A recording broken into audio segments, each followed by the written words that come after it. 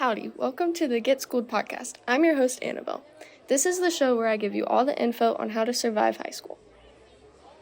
Thanks for tuning in to this week's episode, How to Prepare for College and Future Careers. I'm joined today by William Hollingsworth, a senior here at Walnut Grove, and he is going to be giving us some of his advice on college. I'm also joined by Sydoni Shaw, also a senior at Walnut Grove, and she is going to give us advice for future careers. Before we get started, I would like to give a big thank you to Viridian News sponsor, Silver Sky Designs. You can find more info on them at our website, which is viridiannews.org. So, Will, tell me, what do you look for when you're looking at colleges? I think the first thing is the degrees that interest me.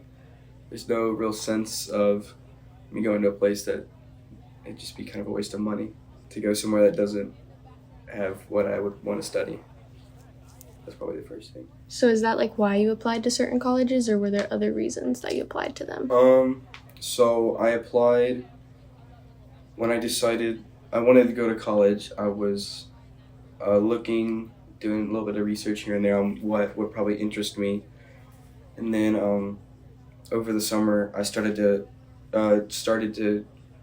get my pilot's license. Started doing that. And then so that kind of opened me up to the aviation sector of things.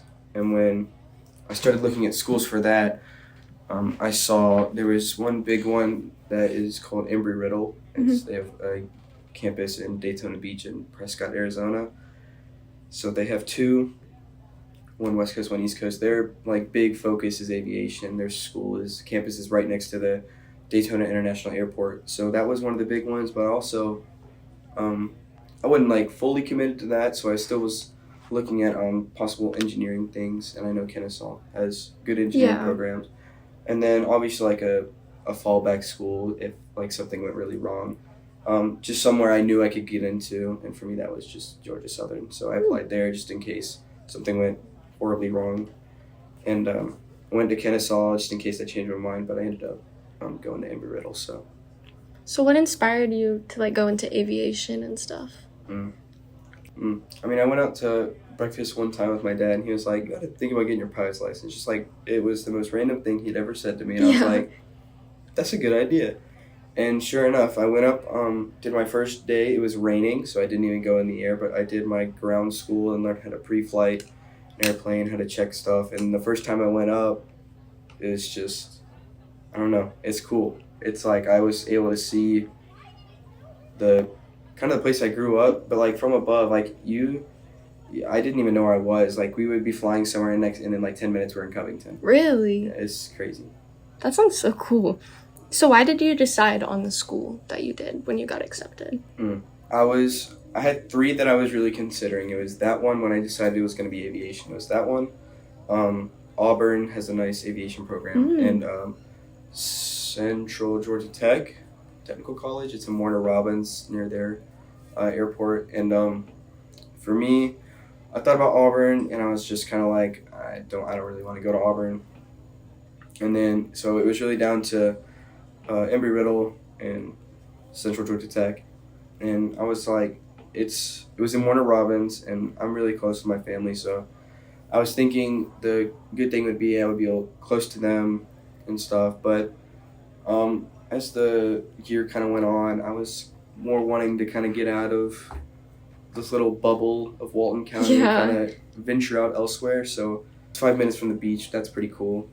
But also, it's just a prestigious university. A lot of you get a lot of attention down there work-wise. So I think it was just a good fit. And I still have some family down there. Grandmother lives. Well, that's good. Down there, so you're not completely far away from all of them. Yeah, not disconnected completely, but enough to do my own thing. Yeah, get that college experience. So I've always been very back and forth on what I've wanted to study, and it was between either architecture or criminal justice, and I just now decided on environmental science. So what kind of advice would you give to people who are back and forth on what they want to study?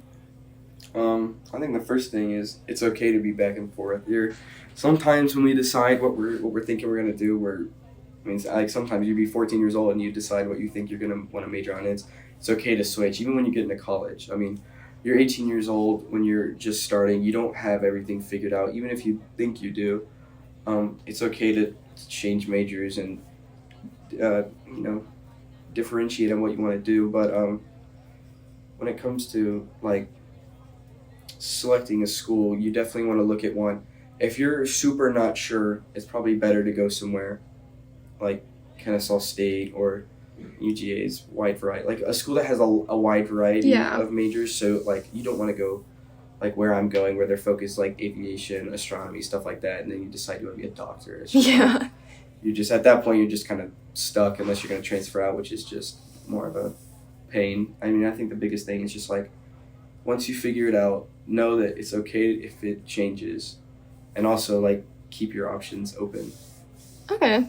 So you've been talking about aviation a lot. Is that what you want to major in, or is there something different? So it's aviation maintenance science. So I wouldn't really be flying. I'd be more maintaining and working on planes rather than flying. That's a lot of responsibility, flying.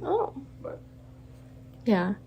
I don't know how I'd feel having other people's lives in my hands while flying a plane. It can be very terrifying. Okay, so now we're going to talk to Sydoni about careers. So, Sydoni, what career field do you want to go in? I definitely plan to go into healthcare field, and I am attending the University of West Georgia to major in nursing because I want to become a nurse practitioner. So, why did you choose this career field? What inspired you? Well, I'm kind of following in the footsteps of my mother. My grandmother, my mother was a registered nurse for 18 years. Wow. And my grandma was a CNA. She is CNA for about 10 years. And so they really inspired me to get into nursing. And I really like helping people. I like seeing kids too. So I want to do nursing, but like do nursing with kids. And that's just like, and being able to be exposed to healthcare in high school, it's a really good thing because I have a little experience now, and so it can help me in my career in college. How did the healthcare pathway help you figure out what you wanted to do? Well, I did hospital rotations here, which you're in the healthcare field, so you're actually getting hands-on experience, and you're able to watch other healthcare employees do their own stuff and in different units. And so I got to see that and actually how it plays in the real world. And so it was very interesting to me and eye-opening. And then I learned stuff, of course. And so yeah, that helped me to be able to determine and lock in, yes, I want to do this. Yeah. So I know a lot of people, just like with colleges, they don't fully decide on what they want to do yet. So what kind of advice would you give to people? What you got to absolutely do is sit down and really think about it. Take time to really think about it. You can't explore enough, really. So you would start thinking about your interests, what you like to do, and kind of venture out from that. And it really helps that high schools all over the United States have the CETAE pathways. You can actually explore. You can try a class. If you don't like it, and it's fine. So you can do that way. And then most teens, they often they follow the footsteps of their parents, like I did.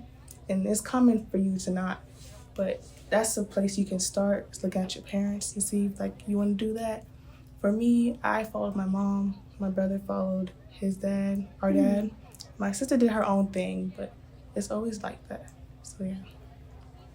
So I just recently got my first job, and I remember being kind of nervous for my first job interview, and my mom just gave me a bunch of tips on how to survive it, I guess, and get through it and make a good impression. So what kind of tips would you recommend to people for their first job interview? I have been in a couple interviews myself, and I tell you, I don't like it. They're very nerve-wracking and intimidating. Yeah. But I learned that being prepared and getting prepared is what helps with the nerves.